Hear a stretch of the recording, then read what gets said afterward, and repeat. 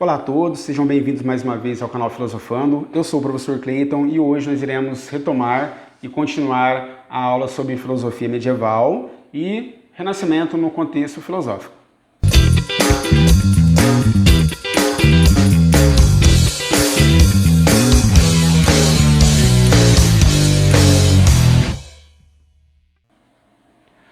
Bom, antes de começarmos as aulas, eu gostaria de lembrar vocês, para quem não é inscrito, para se inscrever no nosso canal, ativar as nossas notificações para não perder as novidades que virão e também para comentar e compartilhar as nossas aulas em suas redes sociais. Pessoal, na aula anterior nós vimos a filosofia medieval, a grande influência que a igreja exercia na sociedade, né? Nós vimos aí a igreja ela tinha um poder de influência muito grande. Todo o movimento que havia ali contra a filosofia, contra a liberdade de pensamento, né, a consciência crítica, a reflexão, contra a defesa do pensamento crítico, né, autônomo, do pensamento próprio. Essa grande padronização que havia na realidade medieval, né, instituída pela igreja. Pois bem, hoje nós vamos ver sobre o renascimento filosófico, né, sobre esse movimento que representa aí a transição entre a filosofia medieval e a filosofia moderna, né? Então, o que foi o Renascimento? O Renascimento, ele nada mais ele é caracterizado, ele é conhecido como um período de transição entre a filosofia moderna e a filosofia medieval, ou seja, nós acabamos vindo de um ambiente totalmente influenciado através de uma ordem religiosa e acabamos entrando num ambiente totalmente diferente, um ambiente racional, que é o período moderno, né? Então, é de vital importância para quem quer prestar as provas aí de vestibulares, de Enem, ou para quem quer se aprofundar mesmo na filosofia, vocês compreenderem esse pensamento, esse período, como um período importantíssimo para o surgimento da filosofia moderna, que é o que nós vamos ver na próxima aula. Então, por que é importante entender e compreender esse período? Porque o Renascimento, ele é o período que vai possibilitar os grandes debates ali na filosofia moderna. Por que ele vai possibilitar? Porque muitas das preocupações que desenrolaram lá no período moderno, ele começa ali no período do Renascimento.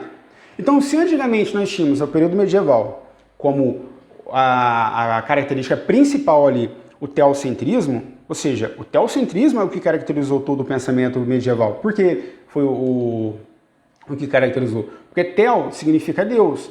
Deus estava no centro do universo. Deus era a causa, era a única fonte que explicava toda a realidade humana. Então toda a ordem social tinha que ser regida e tinha que ter uma explicação fundada na religião, fundada em Deus. Ou seja, o que explicava o ser humano? Era Deus, né? Os grandes movimentos, a arte nesse período, né, era uma arte sacra, uma arte religiosa, né? A filosofia ela passa a estar sendo muito menos valorizada do que a fé, né? A ciência ela passa a ser proibida, por quê? Porque a ciência ela é uma ciência, é algo empírico, né? Algo que investiga esse mundo e no caso não é que rejeita as explicações religiosas, mas a ciência ela valoriza muito mais a matéria, o que é empírico, do que o que é observável, do que o que não é observável, que é fé, que é crença, né? Então, quando chega ali por volta do século XIV, século XV, a igreja, o pensamento religioso, toda essa estrutura, essa ordem religiosa, ela passa a ser questionada pela sociedade, ela passa a perder influência. Então a igreja ela teve uma queda muito grande em relação ao poder que ela exercia de influência na sociedade, né? Então a igreja ela passa a perder poder, então alguns movimentos ali vão ser característicos ali, vão contribuir para o surgimento ali para esse distanciamento do homem em relação à religião católica, não no sentido de ruptura total, no sentido de você não se tornar mais cristão, se tornar ateu, mas no sentido de liberdade de pensamento, né? A igreja já não opera mais não tem mais aquela influência que ela tinha antigamente. Então, nesse período aqui, um dos movimentos essenciais, importantíssimos para a gente compreender esse período, foi a Revolução Científica. A Revolução Científica com o Kepler, com o Nicolau Copérnico, com o Galileu Galilei, o Tycho Brahe, né? Todos esses físicos e filósofos foram importantíssimos para o desenvolvimento da ciência na época. Então todo esse movimento da Revolução Científica, que foi um movimento de descoberta de várias estruturas, de várias teorias científicas, ele contribuiu muito para essa perda de poder da igreja. Então, por exemplo, o Copérnico, quando ele vem com a sua obra e ele defende ali, né,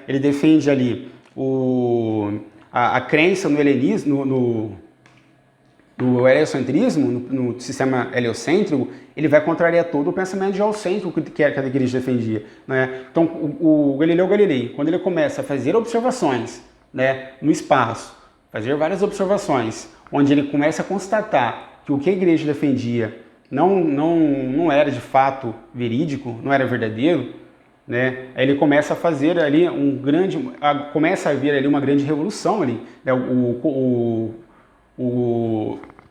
O Galileu Galilei, ele começa a fazer as suas observações, né, através da luneta, e ele percebe que a Lua, ela não é uma esfera cristalina, uma esfera pura e cristalina, como se defendia na época. A Terra, ela não é o centro do universo. Aliás, o Sol, ele é o centro do universo, né, no caso, né? A igreja, ela passa a perseguir e a não aceitar essas teorias, né?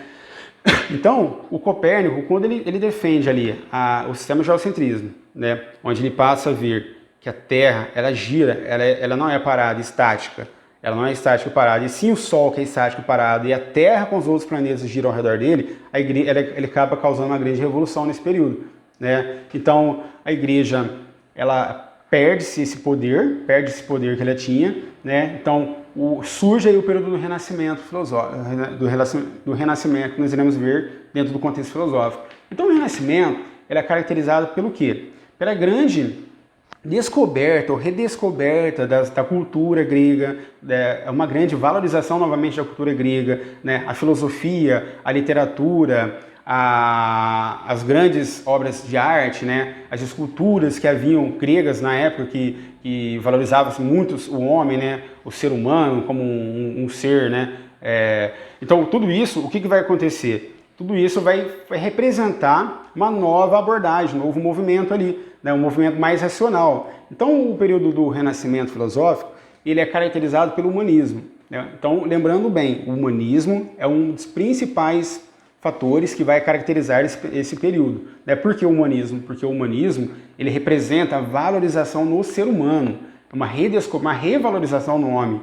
Ou seja, o homem, ele passa a ser valorizado diante de suas várias dimensões, né?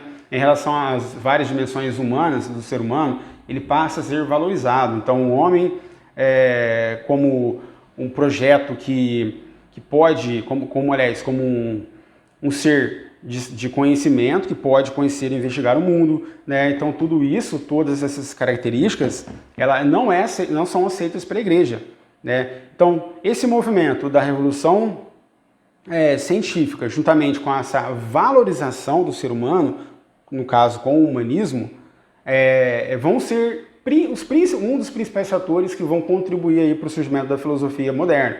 Então, quando chega ali por volta do século XVI, final do século XV, início do século XVI, o homem ele vai se tornar muito racional, né? Então, todas essas abordagens, essas preocupações com o ser humano, essas preocupações com as artes que representavam o homem, essas preocupações, essas abordagens, esses movimentos, eles vão contribuir, eles vão preparar as preocupações que virão ali na Idade Moderna, né? Então, quando surge ali o René Descartes, né, com a valorização da razão, né, a razão humana, o racionalismo, né, a crença limitada na razão humana, tudo isso, todas essas abordagens, elas começaram a iniciar ali, elas só foram possíveis com os principais problemas levantados ali pelos filósofos, pensadores e artistas ali do Renascimento.